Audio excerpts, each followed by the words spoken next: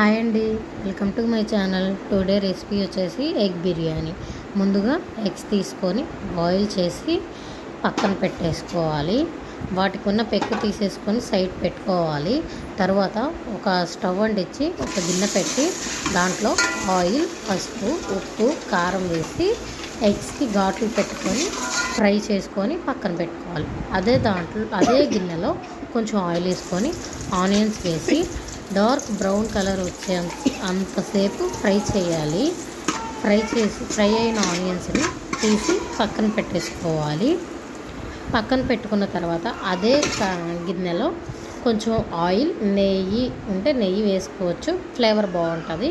వేసుకున్న తర్వాత చెక్క, లవంగ, యాలకులు, బిర్యానీ ఆకు వేసి ఫ్రై అవ్వాలి. ఫ్రై అయిన తర్వాత ఆనియన్, పచ్చిమిర్చి, కరివేపాకు వేసేసేయాలి. ఆనియన్స్, పచ్చిమిర్చి, కరివేపాకు బాగా ఫ్రై అవ్వాలి.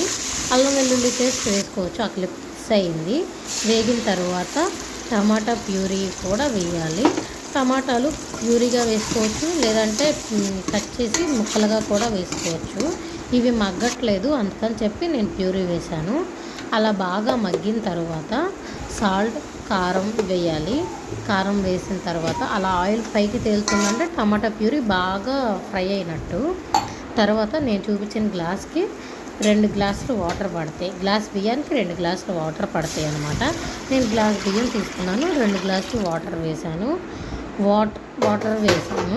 వాటర్ బాగా మరుగుతున్నప్పుడు మనం ముందుగా బియ్యం శుభ్రంగా కడుక్కొని పక్కన పెట్టేసుకోవాలి.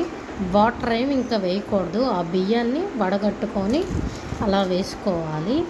బియ్యం మొత్తం వడగట్టుకొని వేసుకున్న తర్వాత ప్లేట్ వేసేసేసి ఒక 10 మినిట్స్ అలా ఉడకనివ్వండి.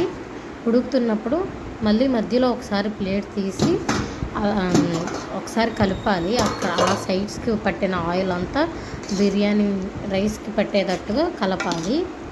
కలిపి ప్లేట్ వేసి ఉంచితే బిర్యానీ రెడీ అవుతుంది. తర్వాత ఎగ్స్ పైన పెట్టుకొని బ్రౌన్ ఆనియన్స్ వేసుకుంటే బిర్యానీ రెడీ.